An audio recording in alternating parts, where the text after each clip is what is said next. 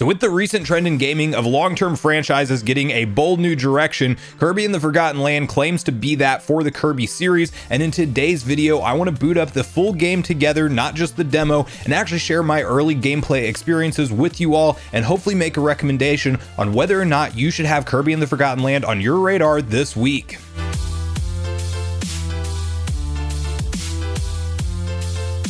What's up, Nation? If it's your first time on the channel, make sure you join Sunbro Nation by subscribing below, hit the like button on this video if you enjoy it today, and make sure you turn on your bell notification icon so you're kept up to date with all the newest gaming news. As I mentioned, guys, I'm very hyped for this day to finally be here. After playing Kirby Star Allies on the Nintendo Switch, it left me wanting a lot more than what that game had to offer, and it just felt like the 2D classical Kirby formula had more or less run its course. So far, I've been very impressed by the demo gameplay of Kirby and the Forgotten Land, but I am very hyped to check out the later portions of the game, and we will definitely be talking during that portion of the video, and hopefully by the end of this thing we can figure out whether or not this game may be one you need to look into. But I personally am very hyped for it, so without further ado, we will hop into some of the later gameplay in Kirby and the Forgotten Land. Now, one thing to quickly point out here that I'm realizing is, of course, the demo played very differently in the very early part of the game. The first two stages are essentially the same, but there's a different level select screen entirely, which I'm very much more a fan of, and I'll show you guys that briefly.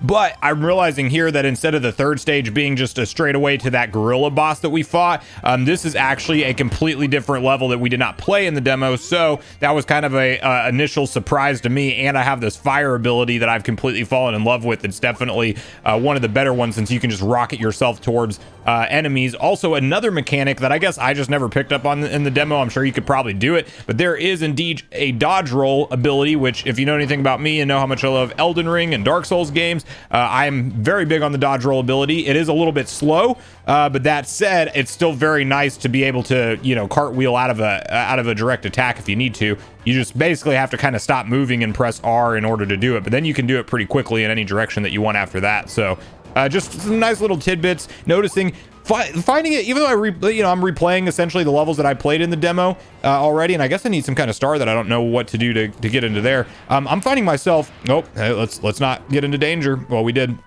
but I'm finding myself enjoying the levels and just the progression here already. Like, I mean, this game is downright fun. Definitely a change of pace from Elden Ring that I've been playing recently. Like, I can actually, okay, so this is probably what this wants, is just for me to hit this and then that will open.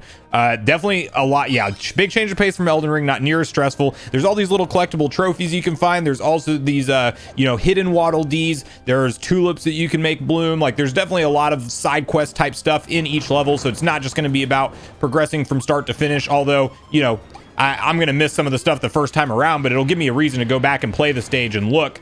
Now, the risky part about this fire ability damage that you guys have seen me fall off twice now is I just get a little bit trigger happy with the boost ability, and the next thing I can't even get back up on the stage. But yeah, I'm enjoying every minute of this so far. Definitely love the soundtrack. This is the first time, you know, the third stage that the soundtrack's actually been switched up from the main theme that we've heard from the trailers and things like that. Night-based stage, and I have the flame mechanic here, lighting the lanterns is, I guess, one of the things. 4 lanterns. I've got 2 of them so far, so that's kind of like the little side quest stuff that you'll see pop up there. It's not the main point of the level, but it's an extra point of the level, very similar to, you know, how you collect extra coins and things in Mario games. And you know, if you're a real completionist out there, you're going to want to get everything eventually. So, and then here's another hidden Waddle Dee here. So all good things so far in the early hours of Kirby and the Forgotten Land. What?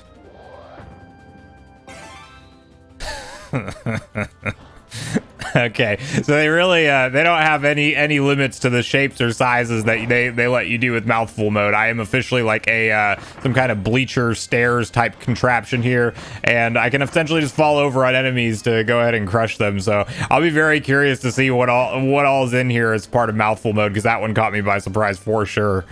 Now, so then to quickly reference the difference in the level select map, see, this is not at all what it looked like in the demo, and instead of just having kind of like a quick stage select screen, we actually get to traverse through, and we can kind of see the progression of the game a little bit. Very Mario-esque, which I like a whole lot. I mean, like, this definitely gives me heavy vibes of Mario 3D World, and I think that's a pretty safe comparison. We even have all the clouds kind of blocking off what's going to go down in the future over here as we progress further and further. Now, a couple things I'm not familiar with. There's these treasure cutter areas that I guess open up And then this is throw and catch treasure collecting. So I guess you get extra loot for going to these little wormhole looking things that open up on the map. And it's just a little extra kind of side mission type deal. But we'll hop into this one real quick together because I was not aware of these being in the game. Okay, so then apparently we're going to get new areas of the stage that we can progress on from getting these little items. Now, one thing, I'll be really curious to see how it goes further on in terms of like boss battles, and if they're, if they offer any kind of real challenge. I will tell you guys, it doesn't feel like I'm playing on, wild mode, I believe is just like not the easy mode, just wild mode. And it doesn't feel hard particularly, but it also is very early game. And my hope is that it kind of continues to progress like this, because there's already a few times where I felt threatened health bar wise. And I just don't want to feel like I don't have to do anything and not ever worry about dying. You know what I mean? So that's kind of where my head falls on it. I definitely enjoy a challenge in games.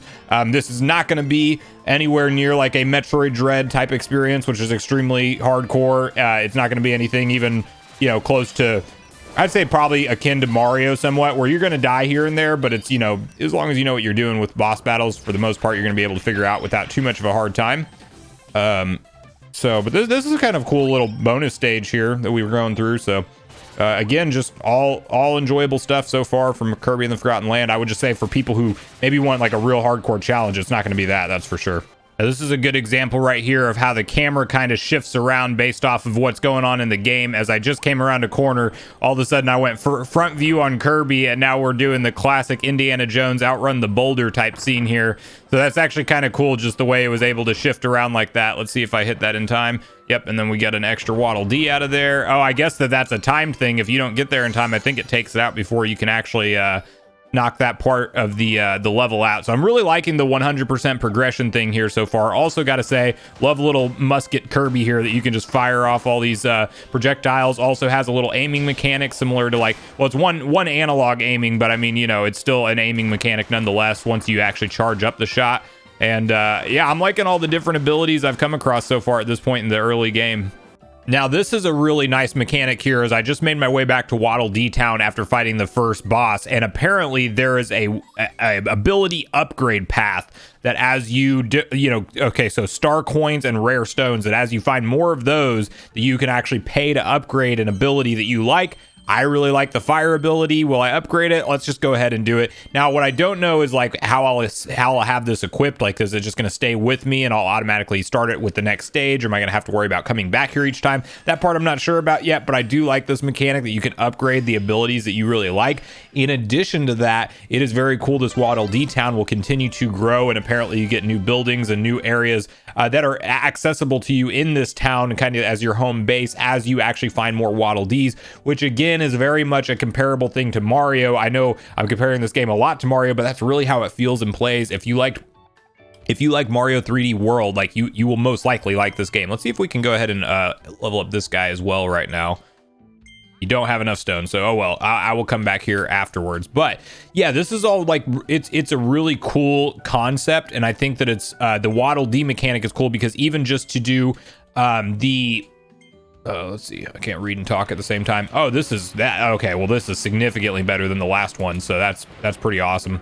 So I'm gonna enjoy that ability for sure, but I definitely like this mechanic in terms of, I guess you have a little training dummy in here too that you can just attack for fun. Yeah, that's gonna be like a nice upgrade there, and I really like the upgrade path with the weapons. I think that's a nice touch. It adds in for some strategy for an otherwise somewhat simple game.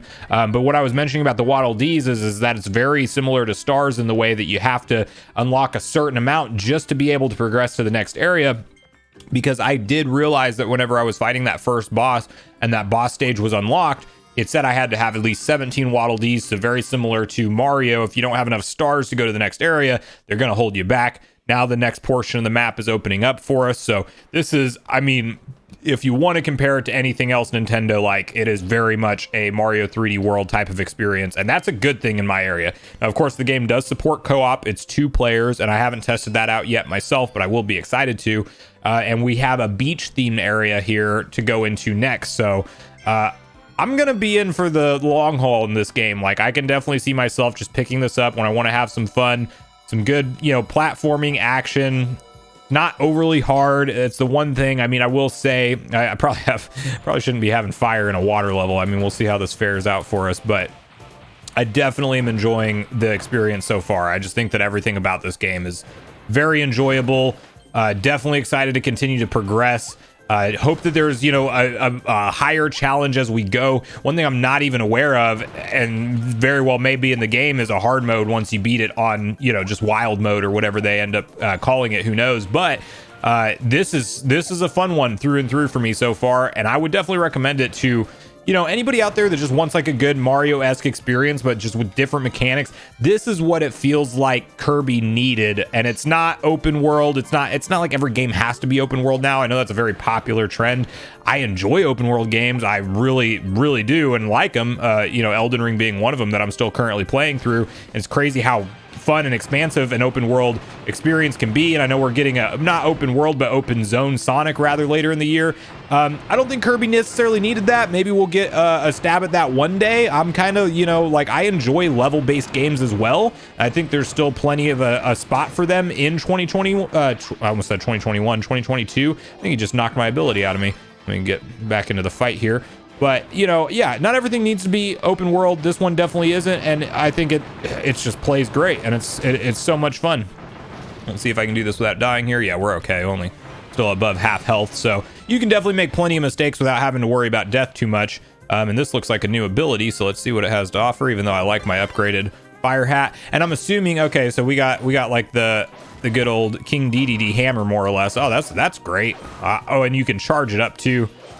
Yes, the Kirby abilities in this game are going to be awesome. This takes me back to a little bit to the N64 era of Kirby, which is honestly my favorite era of Kirby.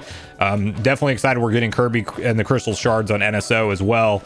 But yeah, this is refreshing for the Kirby series. I don't feel like, you know, if I was making a video on Star Allies right whenever that game came out, which I wasn't even doing YouTube at that point, but if I was talking about that game, it would be in a very different tone than this, because I didn't enjoy it. You know, at the end of the day, it just wasn't for me, and I really just didn't have that hook set in. This game has the hook set in for me. Clearly, it's still a pretty early game. I don't want to progress too much further and spoil anything for you guys, but the early gameplay impressions is for a $60 title. This is more than worth it in my opinion, and it's going to be a fun, enjoyable one for me. The one disclaimer I will say is, if you do want some kind of a hardcore challenge similar to what you find in games like Metroid Dread and things like that, it's not going to be that kind of experience. But I will say that you don't have to have that hardcore challenge all the time, and wild mode still makes you feel like you can die. It's just very, you know, of course this is early game, so this could change still in later game, but you feel relatively safe the whole time.